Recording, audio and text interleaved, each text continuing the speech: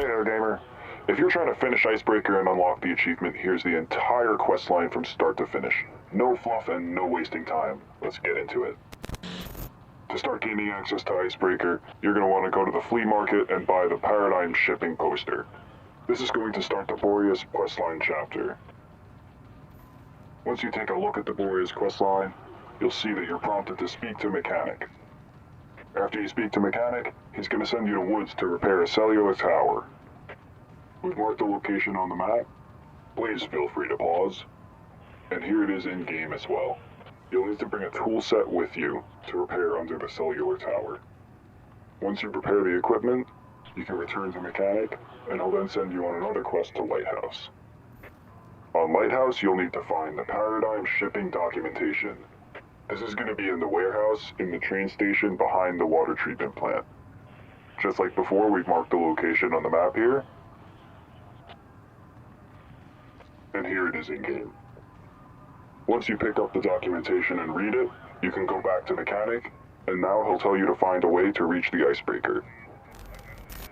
Your objectives at this point will depend on how you progress through the Falling Skies storyline quest. If you've never completed Falling Skies, Prapor's going to ask you to kill 30 targets on reserve, and then launch a yellow flare at the Woods Transit. Again, we'll show this location on the map. And this is the location in-game. If you kept the armor case for yourself, you will need to turn in 3 Fountain Raid military power filters to Prapor.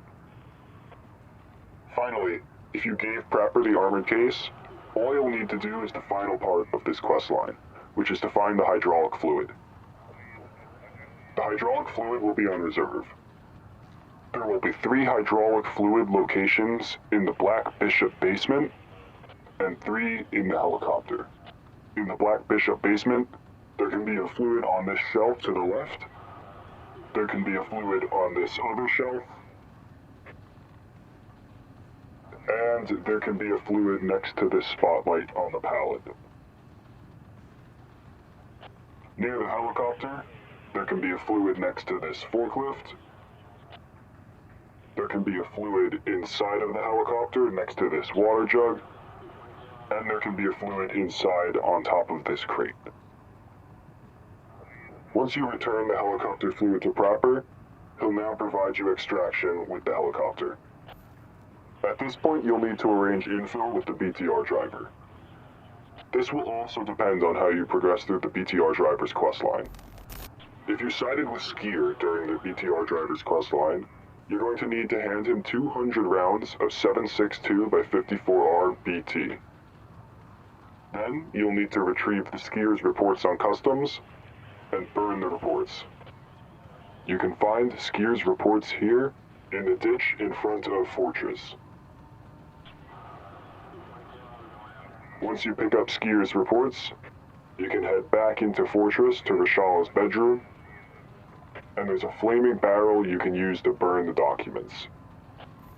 Once you burn his reports, you'll need to kill 15 targets in the smuggler territories.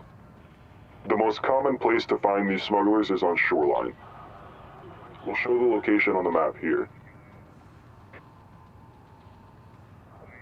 If you haven't completed either branch of the BTR questline, all you'll need to do is kill 10 targets in the smuggler territories.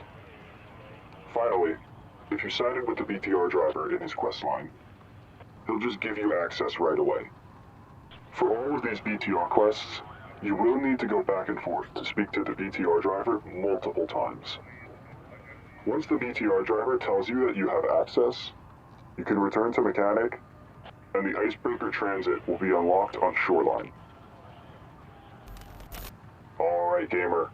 Once you unlock this, there's a few requirements before you transit. You're going to need to bring 400,000 rubles, a green flare, and 2,500 euros. These will be for the infill and the extract. To transit to the Icebreaker on Shoreline, you'll need to head to the pier.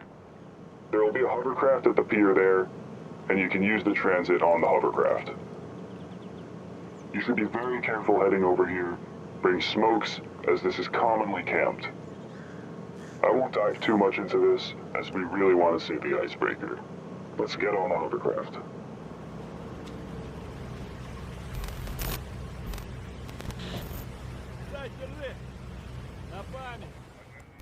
Now we've arrived at the Icebreaker.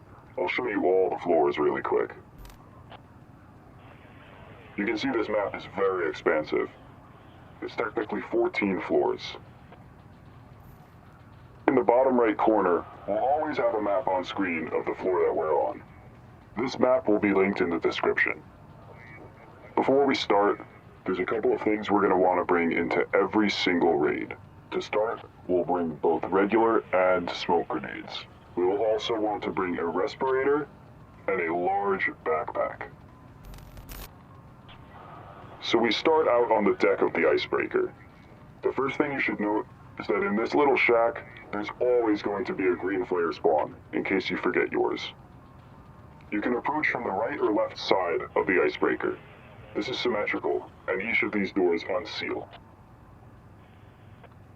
Heading inside, you're going to find night, and between 8 to 14 rogues. There can be more, depending on how many players are in your lobby. The first thing you'll want to do after killing Knight and the rogues is head to the door here, opposite the wall with the map. You can open this up, and you'll find the scientist intercom inside here. Speaking to the scientist will start the next part of the Boreas quest. After you speak to the scientist, you'll need to come inside the medical rooms and loot the engine room keycard on this dead scientist in the back room.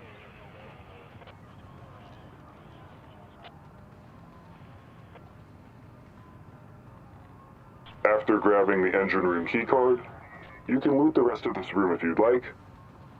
There's about 30 stim spawns scattered throughout this floor, on the stretchers, on the floor, and some of these spawns can be replaced with LEDXs, defibrillators, or the rare Accesso bioanalyzer. This is a new item, and it's worth 1.1 million to Therapist. Now we'll head downstairs. There can be more rogues down here if they didn't rush you upstairs, and we'll head over to the control room. Inside the control room, there's various loose technical loot, and there also can be quest items on these spawns here, and on the table here. Facing back towards this big control room, we'll come out the door on the right, and directly to our right will be the engine room swipe. We can swipe our engine room keycard here, and begin heading to the next section of the map.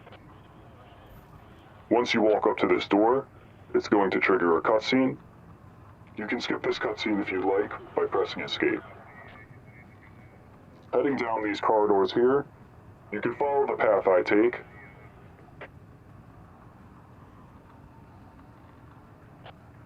There's some loose technical loot on the ground as you go.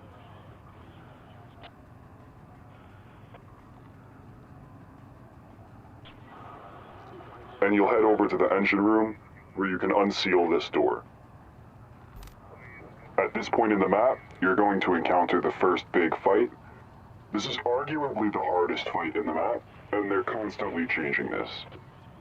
I'll show you the current cheese that works, but be aware that this may be patched after this video comes out. Battlestate is constantly changing this, as I said, and new methods will come out as we go. I'll keep these pinned in the comments. Coming into the engine room, we're going to run down these stairs, and we'll stop at the bottom, right in front of these two silos. You'll want to take a smoke grenade and underhand it directly at your feet here. It should land between the two silos. You can let this smoke bloom out for about 5 to 10 seconds,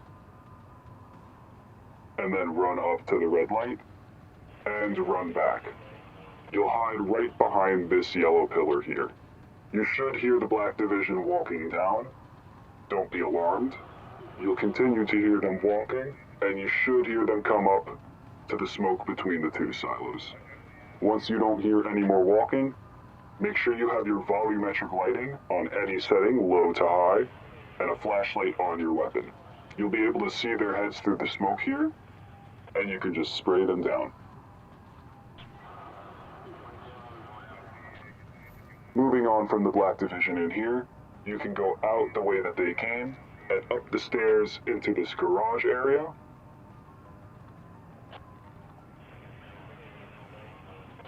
You'll see these two doors in front of you, and beyond the doors will be a set of crates. Stand behind these crates, and you can pull out some regular grenades. You'll look straight up and begin underhanding them. Once you throw 4 or 5 grenades, you can vary them to the left or right a little bit. All the Black Division on the helipad should be dead. This helipad is the only extract on the map. You can use the green flare on the helipad and pay 2,500 euros to the helicopter driver to extract. Continuing on from the helipad, we'll move down these stairs to the left here and jump right across so that we can peek the Black Division on a right hand. We can throw grenades down in the bottom to try and bait them, and try and slowly peek them on the right hand here. Eventually, once you kill all of these Black Division, you'll be able to move around the front of the helipad. Coming around the left side of the helipad here, we can walk up these stairs and follow along down this way.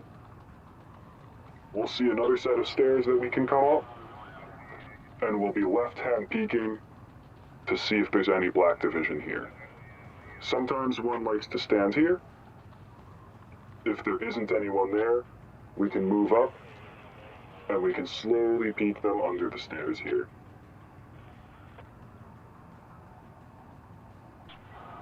Once you've killed these Black Division outside of the door here, we can move up towards the chained door. Walking up to this chained door will start the next part of the Boreas questline. At this point, we can extract and return to Mechanic, who will then tell us to go to Prapor, who can give us the explosive charge. Speaking to Prapor will unlock the trade for the SZ1 breach charge. You can buy one of these, put it in your special slot, and return to the Icebreaker. I'll skip past the beginning part and come back to the chained door that we walked up to previously. You can put down the SZ1 breach charge on the chained door, and you'll run a few meters away. At this point, you'll be fighting the boss. The boss is very difficult. He has a very high reaction time, and currently the only way to fight him is to use smokes.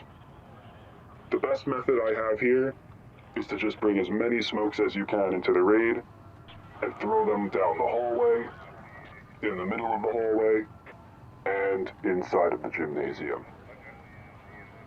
With a flashlight on, you can slowly peek the boss. On solos, there will be 3 boss guards along with Wedge, and this will scale the more players you bring into raid. Once you defeat the boss, you can move into the kitchen and find the barbecue torch on one of the kitchen counters. The barbecue torch will be required to get into the captain's room.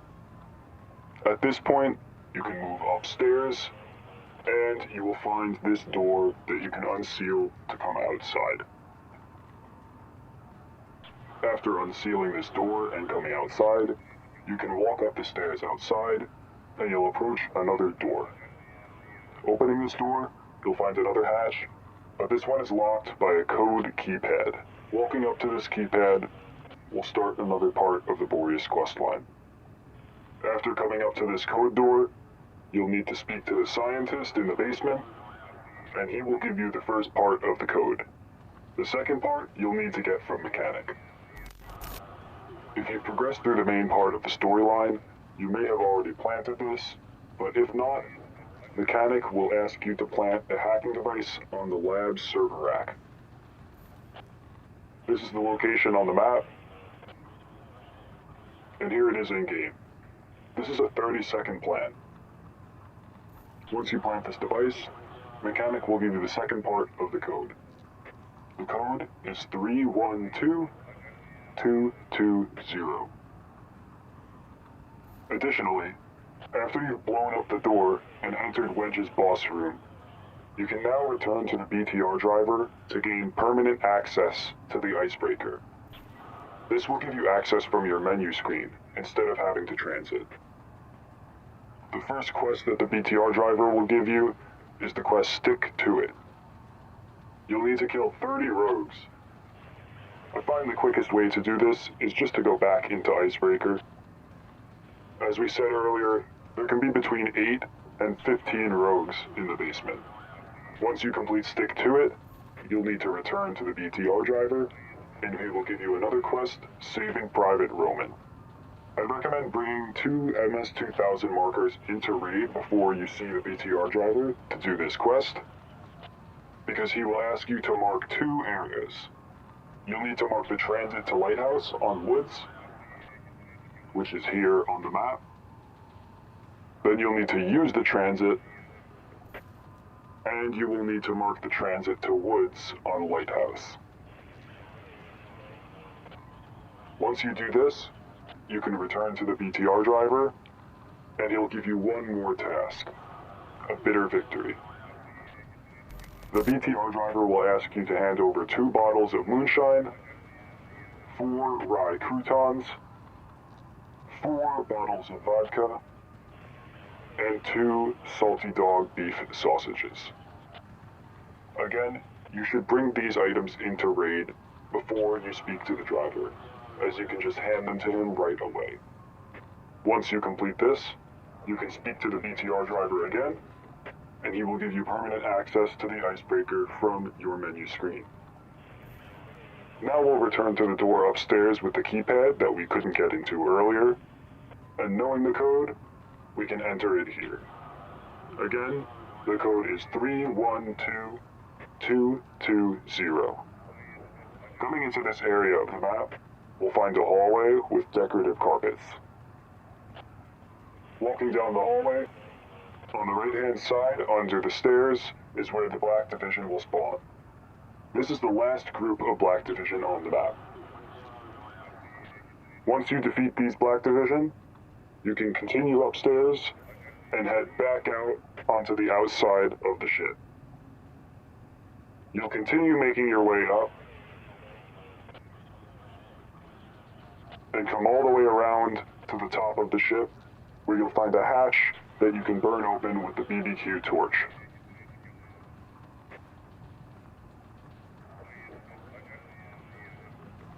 Burning open this hatch, you can jump inside, and this is where the captain will be found.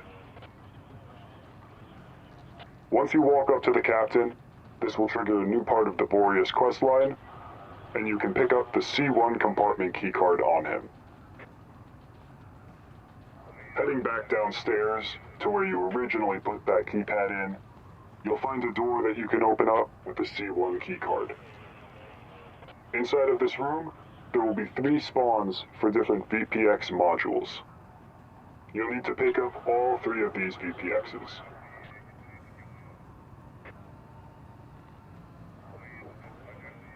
After doing this, you can extract and speak to Mechanic. Speaking to Mechanic and turning in these VPX drives will cause him to ask you for more materials. You'll need to find 3 Ultralink satellite modules, 4 Memento RAMs, and 2 GigaChad graphics processors. We'll show the best locations to find these at the end of the video in the loot section. Once you turn this in, Mechanic will hand you the archive data. This is a major evidence for the Savior ending. Coming back to the Icebreaker, we can speak to the scientist again and inform him that the captain is dead. He'll then ask us to arrange transport for him from the Icebreaker. At this point, we're going to need to go back and forth to the BTR driver multiple times again. We'll speak to the BTR driver, and he'll agree to help us evacuate the scientist. However, we'll need to complete some tasks for him. To start, he'll ask us to retrieve a few items for him. We will need to bring him 5 respirators, 2 Class 5 ballistic plates, and the Carassa N body armor. Once we hand these items to him, we'll need to eliminate 20 targets on the Icebreaker. Once we return to him, we can speak to him again to see how the scientist rescue went. The BTR driver will inform us of the results, and we will get the achievement for the questline. This will complete the Boreas questline. Additionally, the BTR driver will hand us the compartment C3 keycard. I won't spoil the loot in the room, but there is some minor evidence you will need for the Little Triumphs quest. Before we wrap up, we'll quickly cover some of the items you'll need when you're working through Mechanic's side of the quest. The easiest place I've found to farm Ultralink relays, Memento RAM, and GigaChad processors is the control room near the scientist. Make sure you're checking the desks, the shelves, and the workstation areas every raid.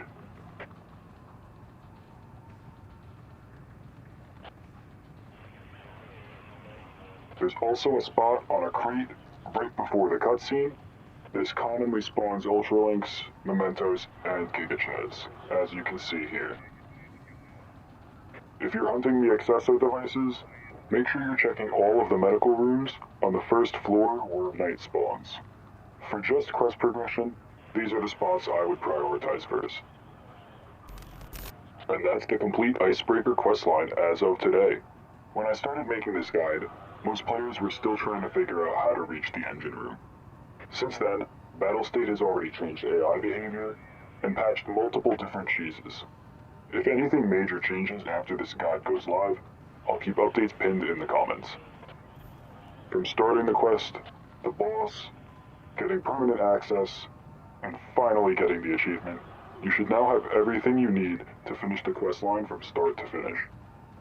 And if you're heading back into the Icebreaker after this, don't forget the barbecue torch. Seriously.